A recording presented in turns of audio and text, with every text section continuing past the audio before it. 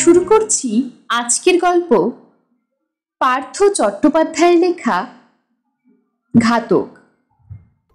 1980 সালের 15 September Dumdum airport থেকে 1 mile দূরে যশোর রোডের কাছে অভিনেতা শীতাংশু মোহন পাল এক মোটর দুর্ঘটনায় নিহত হন।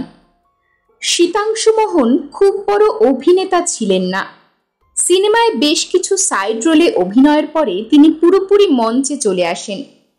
মঞ্চেও তিনি খুব একটা সুবিধে করতে পারেননি। শেষের দিকে মুন থিয়েটারে তিনি ডুপ্লিকেট হিসেবে কাজ করতেন। পেশাদারি মঞ্চে 2-3 জন করে ডুপ্লিকেট থাকেন। তাদের কাজ রোজ থিয়েটারে হাজিরা দেওয়া। যদি কোনো শিল্পী অনুপস্থিত হন তার বদলে সেই রোলে তারা চটপট নেমে যান। জীবনী লেখার মতো কোনো নামী চরিত্র শীতাংশু মোহন নন। ডুপ্লিকেট হিসেবে প্রখ্যাত নায়কের অনুপস্থিতিতে সেই নায়কের ভূমিকায় তিনি বহুদিন অভিনয় করেছেন, কিন্তু তিনি যে কোনোদিন নায়ক হতে পারবেন না এটা তিনি জানতেন। একজন ব্যর্থ শিল্পী শীতাংশু মোহন পালের জীবন কাহিনী আমি কখনোই লিখতে বসতাম না, যদি না তার জীবনের শেষ পর্বের এক শোচনীয় পরিণতির মধ্যে আমি জড়িয়ে পড়তাম। আজ আমার মনে হচ্ছে তার মৃত্যুর জন্যে আমি বোধহয় দায়ী। শীতাংশু পালের দুর্ঘটনার খবরটি শেঠ শুক্লাল কারনানি হাসপাতাল থেকে একজন ডাক্তার আমাকে ফোন করে জানিয়েছিলেন। রাত তখন 12টা। অফিস থেকে ফিরে সবে ঘুমোতে গিয়েছি, এমন সময় ফোন। পিজি হাসপাতাল থেকে বলছি, অভিনেতা শীতাংশু পাল দুর্ঘটনায় আহত হয়ে হাসপাতালে এসেছেন। এখনো জ্ঞান আছে তার। আপনার সঙ্গে কতগুলো কথা বলতে চান। বারবার করে বলছেন আপনার কথা।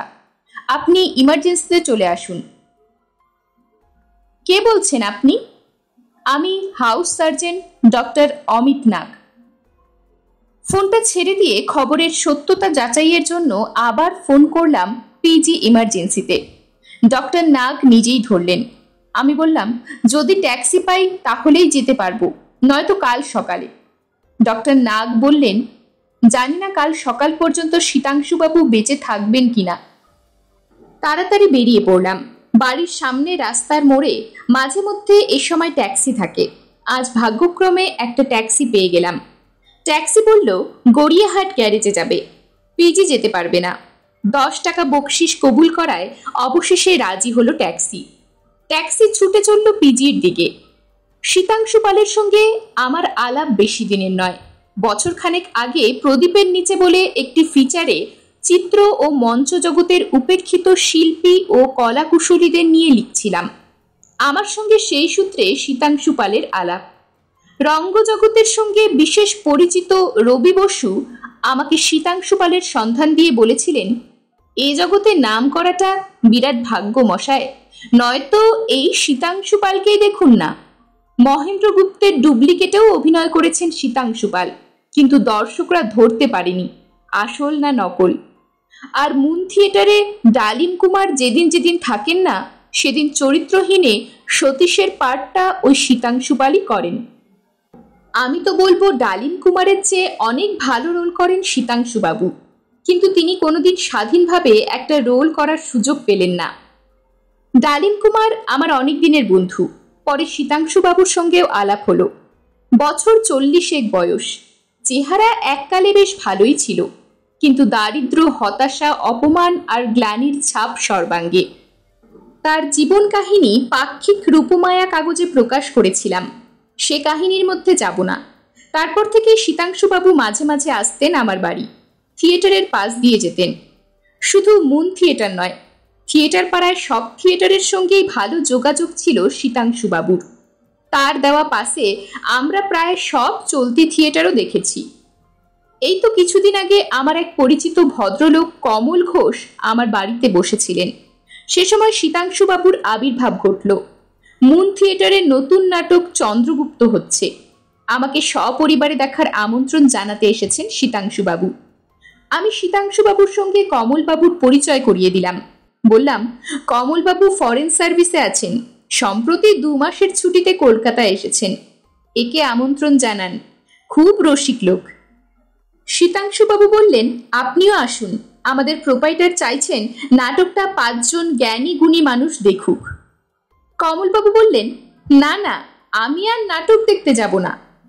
আমি বললাম, নাটকের ওপর আপনার এত অরুচি কেন কমলবাবু? কমলবাবু বললেন, আমি নাটক দেখতে গেলেই দেখেছি একটা না একটা অঘটন ঘটে। গত 1 মাসে 2টো নাটক দেখেছি কলকাতায়। তার অভিজ্ঞতা কিন্তু ভয়ঙ্কর। প্রথম নাটকটি দেখতে গিয়েছিলাম পারিজাত থিয়েটারে। শান্তনু হাজরা নাট্য পরিচালক, অভিনেতা শান্তনু হাজরার কথা বলছি। উনি যখন লন্ডন যান তখন ওখানেই ডালিম কুমারকে নিয়ে মিস্টার ঘোষের বাড়ি গেলেন। ডালিম কুমারের অনুরোধে মিস্টার ঘোষ আসতে রাজি হলেন। মিস্টার ঘোষ ও মিসেস ঘোষ এলেন। প্রথম সারিতে তারা বসলেন। আমি তাদের 2 কাপ চা পাঠিয়ে দিলাম। উত্তেজনায় আমি থরথর করে কাঁপছি। আমি যেন এক গুপ্ত ঘাতকের ভূমিকায় অভিনয় করছি। কিন্তু এদিকে খেয়ালই হয়নি চাণক্যের ভূমিকায় যার অভিনয় দেখার জন্য সমস্ত দর্শক ফেটে পড়ছে সেই ডালিম কুমারই অনুপস্থিত। তার খোঁজ পাওয়া যাচ্ছে না। 5 মিনিট, 3 মিনিট, 2 মিনিট, না, ডালিম কুমার নেই। তখন আমি কিছু ভাববার আগেই মালিক এসে জোর করে আমার জামা খুলে আমাকে মেকআপ ম্যানের সামনে নিয়ে এলেন। ঠিক সেই সময়ই পর্দা উঠল। তারপর চাণক্যের দৃশ্য আসতেই এক ধাক্কায় আমাকে স্টেজে ঠেলে দিলেন আমার মালিক। ঘাতক আজ নিজেই বদ্ধভূমিতে দাঁড়িয়ে। আমি দেখতে পাচ্ছি সামনের সারিতে বসে মিস্টার আর মিসেস ঘোষ, তাদের হাতে ধরা চায়ের কাপ। অভিনয় করতে করতে আমি বললাম, কেউ গিয়ে কাপটা নিয়ে আয়। তারপর আর আমার কিছু মনে নেই। আমি চাণক্য তখন প্রচণ্ড ক্রোধে হতাশায় কুশাঙ্কুরকে উৎপাটিত করছি 2 হাতে। তার 2 দিন পরেই এই দুর্ঘটনা। আমি আর বাঁচব না সন্দীপবাবু। শুধু বলে যাই আপনাকে, অপরকে হত্যা করার কথা ভেবেছিলাম, সেই পাপ আমাকে এইভাবে গ্রাস করল। কিন্তু আমি কি জবাব দেব? ঘাতক তো আমি নিজেই। শীতাংশু জানে না মিস্টার ঘোষ যে থিয়েটার দেখতে যাচ্ছেন, সে কথা আমি আগেই জানতে পেরেছিলাম। আর ঠাট্টা করে ডালিম কুমারকে বলে ফেলেছিলাম মিস্টার ঘোষের থিয়েটার দেখতে যাবার আগের ইতিহাসগুলো। বলেছিলাম, দেখবেন মশাই, সাবধান। কিন্তু ডালিম কুমার যে সে কথা শুনে ভয় পেয়ে অভিনয় করতেই আসবে না, কে জানতো। এরকমই আরো সব গল্প পেতে চ্যানেলটিকে সাবস্ক্রাইব করে দেবেন। আর গল্পটি যদি ভালো লেগে থাকে তাহলে লাইক, শেয়ার আর কমেন্ট করে দেবেন।